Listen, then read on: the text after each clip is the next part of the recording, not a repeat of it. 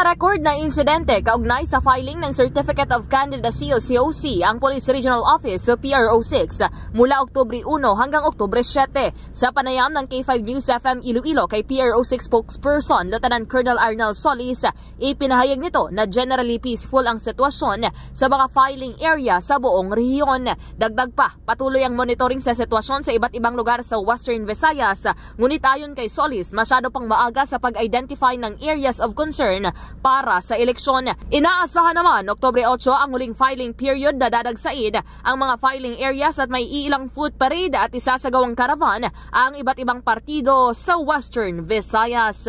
At para sa K5 Network News, ako si K5 Kimon Tanyo Kaluyo para sa Kampiyon na Balita, Serbisyo Publiko at Kasiyahan sa Iloilo, K5 News FM.